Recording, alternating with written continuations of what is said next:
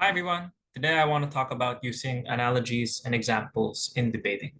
I think that they're really important, especially as you get better in debating.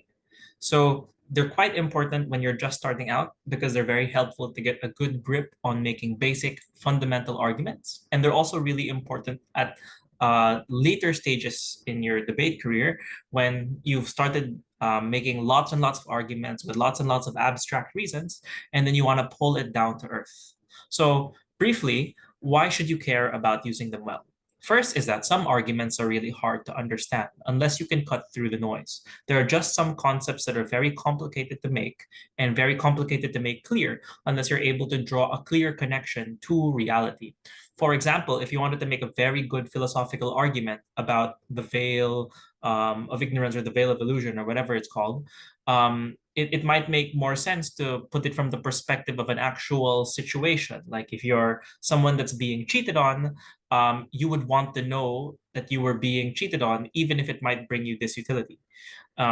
So just some examples would make it really clear to the judge what you're trying to get them to understand, even if the abstract foundation is very difficult to get a hold of. Secondarily, of course, you and the judge will sometimes come from different contexts.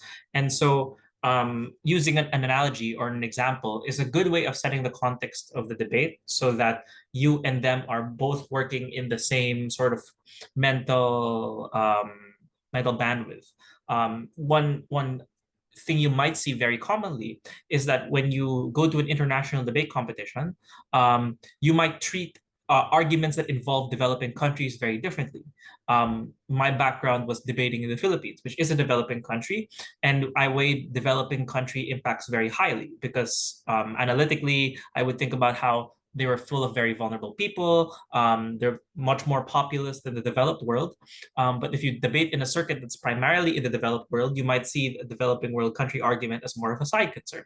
So to bring it into context, you would like to make direct analogies and direct explanations for why this is a very critical context, or why suffering here is maybe more morally salient than even if the action is taken in a developed country. So you need to bring the two contexts together. And thirdly and finally is that an analogy will make something that seems unbelievable look more plausible. A good way of thinking about this is there are a lot of debate motions that propose something very unrealistic or very odd. Even in the real world, many things that seem quite normal to us or quite germane to us, if you describe it to an alien, would actually sound quite odd. Like, what do you mean? We go to a different place outside of our house to struggle and like pick up heavy things and put them down.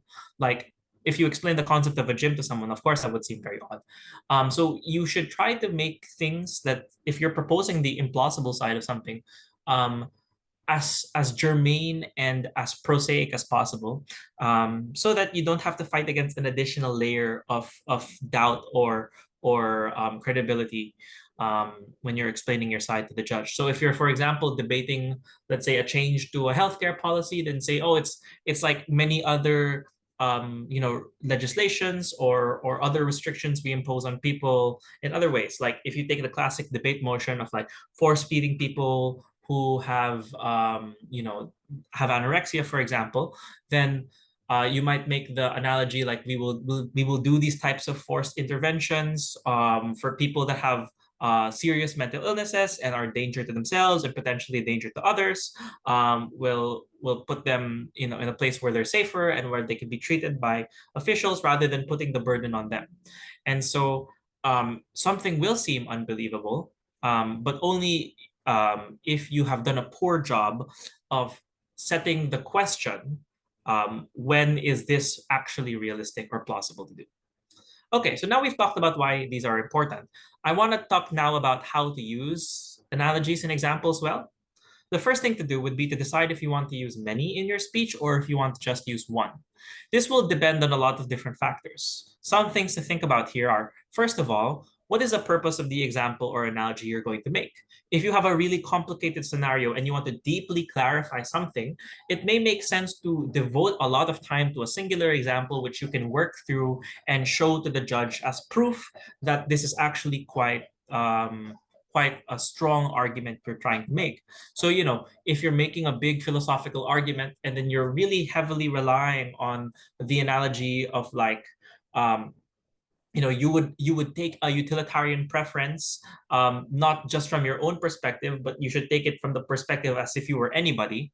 um, then you could make maybe many different developed points from a singular analogy, like, oh, as an old man, you don't weigh utility from the very intense close-up experience you had as a 20-year-old. You actually spend the most of your life experiencing something in retrospect. So most of the utility generated from a single event, utility or disutility, comes from its recollection, which is why you should prioritize doing things that are maybe very painful in the moment, but may bring you a lot of joy in hindsight, which is why maybe in the debate motion, this house believes it is better to have loved and lost. It's easier to defend to have loved and lost than to never have loved at all.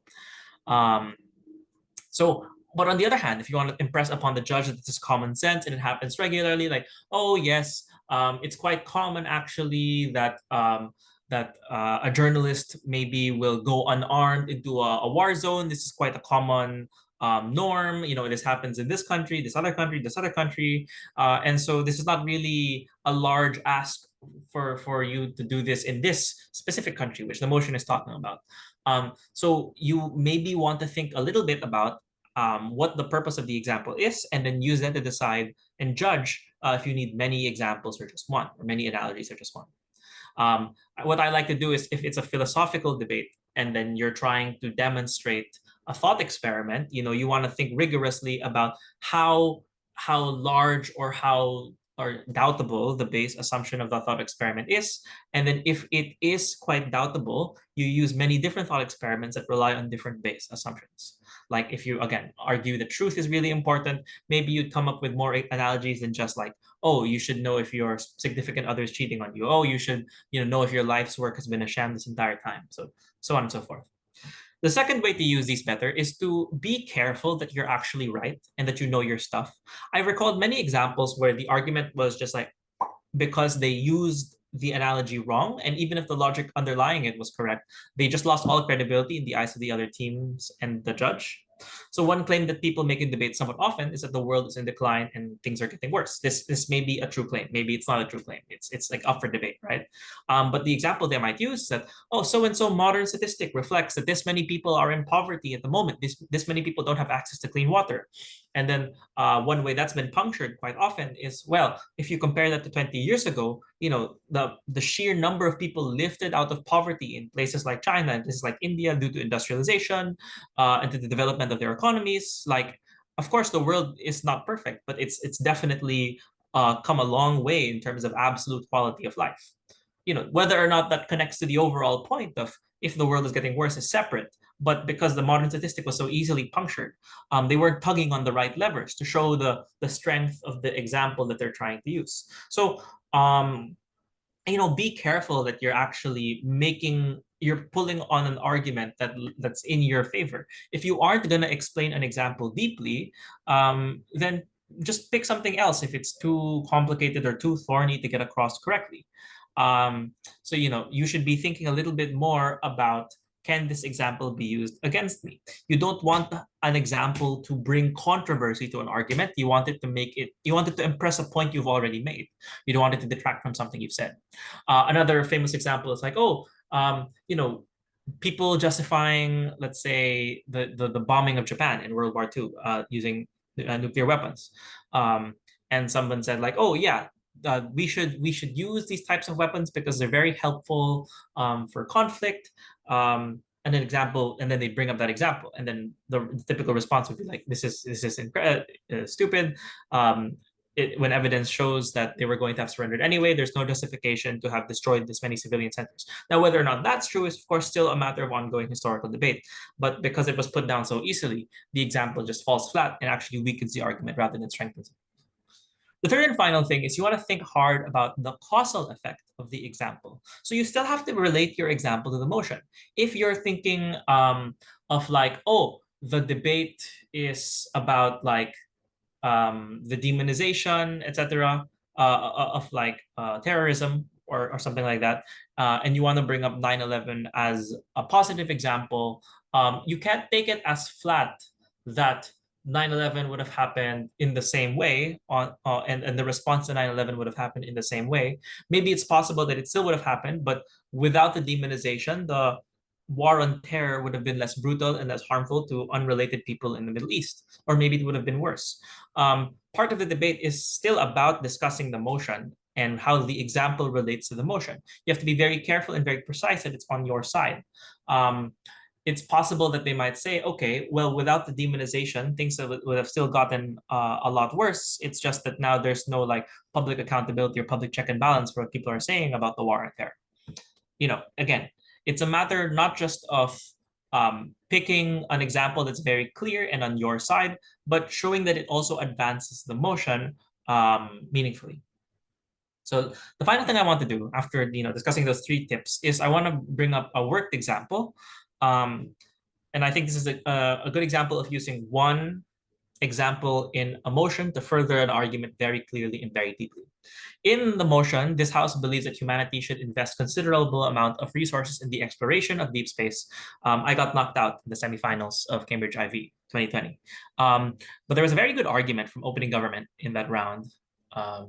If I recall correctly, it was opening government. Because the natural inclination, right, of opposition is to say this is quite expensive. It's a waste of money. It pulls from important things like healthcare. We could be spending that money on malaria nets or whatever. And I think these are all pretty valid responses from opposition.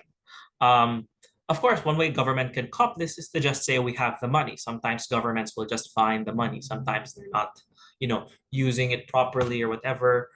Or maybe they'll pull from something unimportant, like I don't know, funding tourism in a time of war, right? Or maybe they'll just come up with something somewhere, right?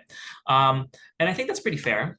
But what they did was they used a very well-worked example, which was to discuss other times we funded space. We talked about the Cold War and the space race, and what they argued was, like in the Cold War and like in the space race, there's a very deep fascination with space. The public is captivated by it. You look up at the stars and you wonder what's out there. And then this is just something that the public is willing to spend on. It rests in a separate mental space from how you view healthcare spending or education spending or military spending, which you might view as necessary and you would spend on anyway. But this is something that people would be willing to be taxed on an additional amount.